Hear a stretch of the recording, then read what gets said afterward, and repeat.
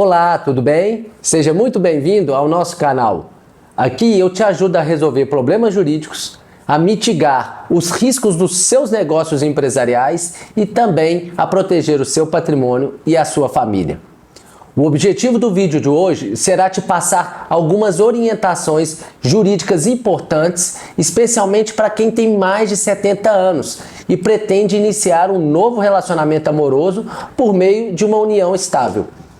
Essa situação tem se tornado cada vez mais comum dentro das famílias, devido aos avanços tecnológicos da medicina que permitiram aumentar a expectativa de vida e atingir essa melhor idade com mais qualidade, com uma saúde superior, com mais vigor físico, muito melhor do que antigamente, há alguns anos atrás. E hoje, então, é possível nos depararmos com pessoas de 70 anos, ainda jovens, saudáveis, com vigor físico para iniciar novos relacionamentos amorosos, especialmente sob o formato de união estável, que é uma relação mais simples, informal e que não demandam a observação daquelas solenidades aplicáveis ao casamento civil. Nos casos em que a união estável envolve, então, uma pessoa de mais de 70 anos, e aqui basta que uma delas tenha essa melhor idade, é preciso ressaltar que o regime patrimonial que irá reger essa relação será chamado de separação obrigatória de bens. Vai ser esse o tipo do regime do artigo 1641 previsto no nosso Código Civil. Esse tipo de regime é obrigatório. Inclusive, o Superior Tribunal de Justiça, por meio da súmula 655, já afirmou o entendimento que se aplica também à união estável, além do casamento, o regime de separação obrigatória de bens quando tivermos alguém, ou seja, uma das pessoas com mais de 70 anos. Ou seja, tanto nos casos do casamento, quanto nas relações de união estável, o regime patrimonial de bens que deverá ser aplicado de maneira congente por imposição do Estado será o da separação obrigatória de bens, independentemente da vontade das partes. A escolha do casal, então, não vai ser livre e nem espontânea, tal como acontece nas outras situações de separação voluntária de bens, disposto no artigo 1687 do Código Civil. No regime de separação obrigatória de bens, que será então aplicável à união estável, cada companheiro terá em seu nome o seu patrimônio próprio. Os bens móveis e os bens imóveis ficarão individualmente separados, antes, durante e depois do relacionamento, conforme dispõe esses artigos do Código Civil. É o famoso ditado: o que está em meu nome é meu e o que está em seu nome é seu. No caso de futura dissolução dessa união estável, cada companheiro ficará exatamente com o patrimônio que está em seu nome, justamente por se tratar já de um patrimônio individualizado por lei. Essa é uma regra geral, aplicável na partilha em vida desse patrimônio entre os companheiros, feito pelo direito de família nessas situações de término de dissolução da união estável.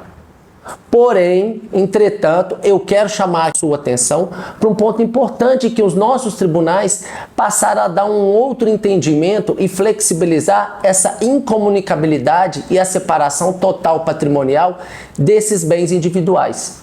Com base na súmula 377 do Supremo Tribunal Federal, os nossos tribunais passaram a decidir que esses bens adquiridos durante o relacionamento e que eram individuais deverão sim ser divididos ao término da relação, caso venha a ficar demonstrado que esses bens foram adquiridos com esforço comum de ambos os companheiros durante o relacionamento.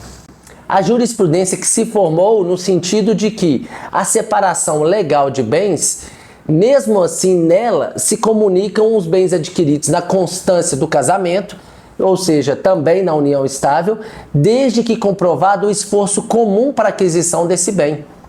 Por isso, sobre esses bens chamados aquestos, que são aqueles adquiridos após o relacionamento, poderá sim vir a existir a divisão futura em caso de término da relação dessa união estável, assim como o casamento, se tiverem sido adquiridos a título oneroso mediante a contribuição recíproca de ambos os companheiros. Caso você queira, inclusive, afastar essa aplicação dessa súmula 377 do STF e impedir essa comunhão total dos bens aquestos adquiridos após o relacionamento, é importante então que formalizar uma união estável através de contrato particular ou através de escritura pública, para que você possa afastar então diretamente por escrito essa aplicação dessa súmula, porque os tribunais têm formado esse entendimento de que, se demonstrado no relacionamento o esforço comum, esses bens deverão ser divididos apesar da separação obrigatória de bens. Essa sugestão de formalização da união estável é mais ou menos de maneira análoga ao que acontece no casamento para a formalização de um pacto antinupcial ou um contrato de convivência.